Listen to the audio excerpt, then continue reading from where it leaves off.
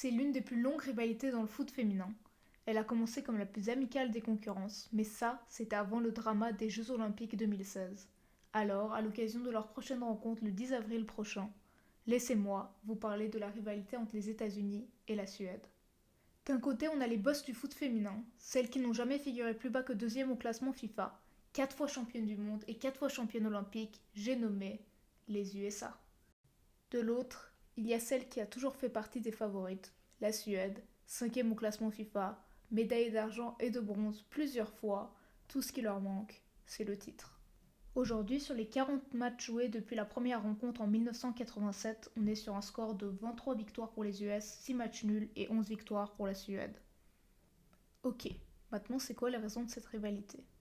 D'abord, il y a le tirage au sort. Les deux équipes vont presque tout le temps se retrouver dans le même groupe, surtout dans la Coupe du Monde. Vraiment, ça défie toute probabilité. Ensuite, il y a la familiarité, comme l'explique l'attaquante américaine Kristen Press. I think that there is a good amount of familiarity between the teams, both in international competition, but also having a few of our players have been in Damallsvenskan. So I think the familiarity always increases intensity. I think there's a good mutual respect, and I think that that's that. Enfin, il y a ce fameux match des Jeux Olympiques 2016, mais on va en parler plus tard dans cette vidéo. Maintenant que j'ai un peu planté le décor dans cette intro, on va parler des principales rencontres qui ont opposé la Suède aux USA. Quand je dis principales rencontres, je parle des matchs avec le plus d'enjeux, donc soit les matchs de Coupe du Monde, soit les matchs de Jeux Olympiques. Tout commence en 1991, on est en Chine et c'est la première Coupe du Monde de l'histoire.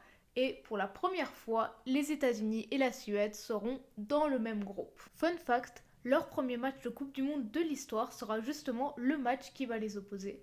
Les États-Unis vont gagner ce match 3-2. Mais ça ne va pas du tout empêcher les deux équipes de se qualifier pour la suite du tournoi. La Suède termine 3e, éliminée par la Norvège, leur grande rivale de l'époque, en demi-finale. Les États-Unis vont battre cette même Norvège en finale et ainsi gagner leur premier titre mondial.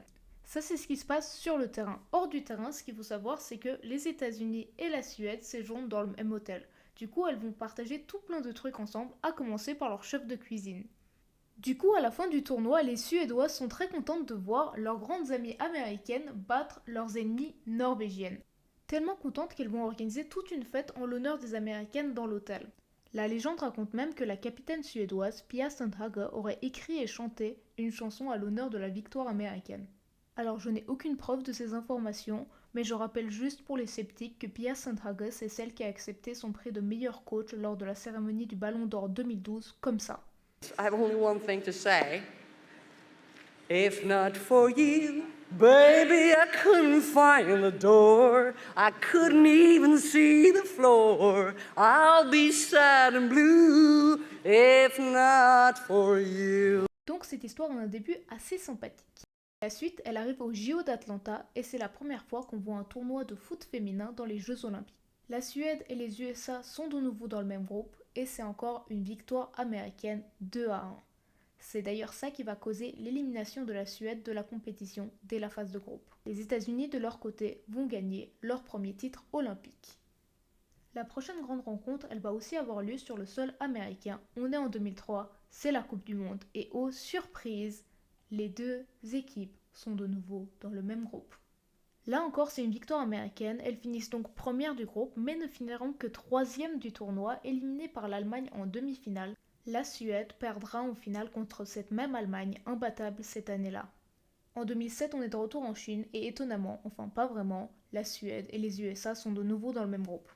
Pas de changement dans le scénario, c'est encore une victoire américaine et elles éliminent par cette même occasion la Suède dès la phase de groupe. Les États-Unis se font de nouveau éliminer en demi-finale par le Brésil cette fois-ci.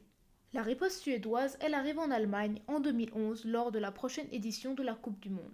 Mais c'est aussi l'occasion de retrouver Pia Sundhage qui, après sa carrière de joueuse en équipe nationale de Suède, va coacher l'équipe des USA de 2008 à 2012, remportant au passage 2 ors olympiques. On va aussi la retrouver plus tard dans cette vidéo, puisque après toutes ses aventures avec les Américaines, elle va aussi coacher la Suède. Mais revenons à nos moutons. En 2011, les États-Unis et la Suède sont de nouveau dans le même groupe. Mais le scénario va enfin changer. D'abord avec ce penalty concrétisé par Dahlqvist. Et ensuite avec ce but de Le Pelibet qui va marquer contre son camp. Les Suédoises mènent la danse au sens propre et au sens figuré. Les Américaines ne pourront que réduire le score, c'est une première défaite. Par la suite, la Suède perdra en demi-finale face au Japon, ce même Japon qui vaincra en finale les États-Unis au tir au but. On arrive en 2015, Pia Sundhage est cette fois-ci passée dans le camp suédois et rebelote le même groupe. Les États-Unis ne demandent qu'à prendre leur revanche sur 2011, mais elles ne réussiront pas vraiment contre la Suède. C'est un match sans but, un score donc de 0-0, une rareté dans l'histoire du foot féminin. La suite, par contre, elle va se passer beaucoup mieux pour les USA puisqu'elles vont de nouveau gagner la compétition pour la 3e fois. La Suède, elle, sera éliminée en 8e de finale par l'Allemagne. Nous y sommes enfin, les fameux JO 2016. Et il y a déjà un miracle, les États-Unis et la Suède ne sont pas dans le même groupe. Non, cette fois-ci, c'est en quart de finale qu'elles vont se rencontrer. Et ça va être un match épique, pour plein de raisons. Première raison, on est en phase d'élimination directe, donc forcément plus d'intensité. La deuxième raison, c'est Pia Sundhage qui, après avoir mené les États-Unis vers leurs 2 titres olympiques, coach maintenant la Suède. Les Américaines sont donc les championnes olympiques et les championnes du monde en titre, mais ce dont elles rêvent, c'est le doublé, gagner un titre mondial suivi d'un titre olympique, ce que personne n'a encore jamais fait. Enfin, de toute leur histoire, les États-Unis n'ont jamais fait moins bien que 3e, que ce soit aux mondiaux ou aux Jeux olympiques. La Suède, de son côté, n'a jamais réussi à passer le stade des quarts de finale dans un tournoi olympique. Autant dire que personne n'attend la victoire de la Suède. Alors qu'est-ce qui va se passer durant ce match ? Eh bien la Suède, qui fait alors quand même partie du top 5 des meilleures équipes au monde, va faire le pari de jouer un jeu hyper défensif. Elles vont aligner un 4-5-1 face au 4-4-1-1 des États-Unis avec un pressing très bas. Elles vont donc laisser le contrôle du jeu et du ballon aux Américaines et ça se voit clairement aux statistiques avec seulement 36% de possession contre 64 et 26 tirs à 3. Cette tactique va porter ses fruits puisque les Américaines rencontrent énormément de problèmes en finition. On le voit, seulement 3 tirs cadrés sur les 26. Et c'est bien les Suédoises qui vont marquer le premier but à la 60e minute. La charnière américaine se fait complètement dépasser et c'est un joli but de Stina Blackstenius. La réaction américaine arrive 17 minutes plus tard, c'est un but d'Alex Morgan. Beaucoup d'occasions mais pas de nouveaux buts jusqu'à la fin du temps réglementaire ni dans les prolongations qui vont suivre, on arrive à la phase des pénaltys. Les Suédoises en marquent 4, les Américaines seulement 3, la Suède exulte. Du côté des Américaines, c'est la fin d'un rêve, pas de doublé historique, pas même de médaille, c'est la plus grande défaite de leur histoire. Ça aurait pu s'arrêter là, mais c'était sans compter la gardienne américaine Hope Solo.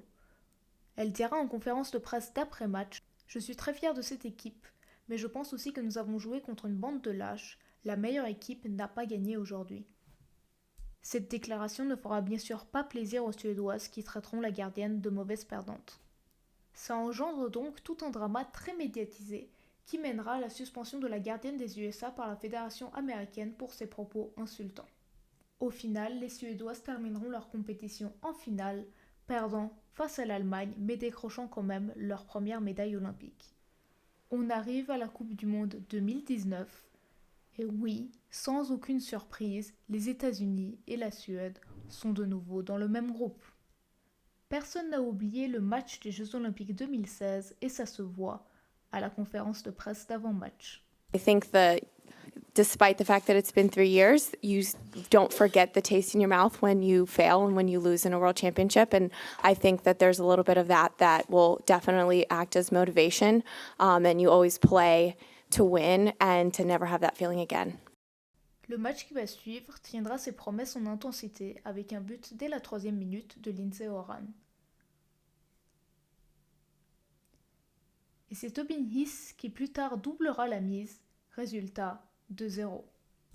Les Américaines seront imbattables tout le long du tournoi, décrochant ainsi leur 4e titre mondial. Les Suédoises de leur côté termineront 3e.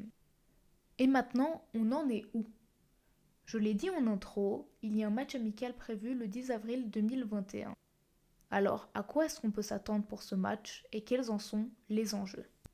D'abord, le dernier match qui a opposé la Suède aux États-Unis s'est déroulé en novembre 2019. C'était d'ailleurs le premier match du coach actuel des États-Unis, Vlatko Andonovski. Le match s'est terminé sur un score de 3-2 pour les États-Unis. Depuis sa prise de position, les États-Unis sont toujours invaincus sous son commandement.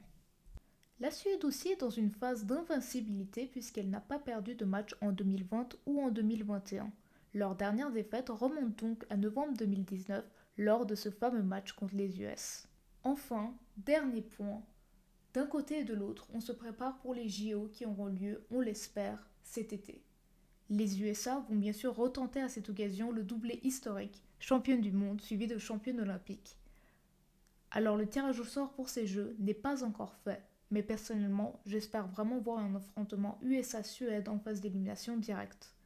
En attendant ce tournoi au sommet, le match du 10 avril promet un joli avant-goût et sera une bonne manière de voir où en sont les deux équipes. Voilà, c'est tout pour aujourd'hui. N'hésitez pas à mettre en commentaire si vous avez des idées pour d'autres sujets de vidéos. Et à la prochaine pour parler de foot féminin.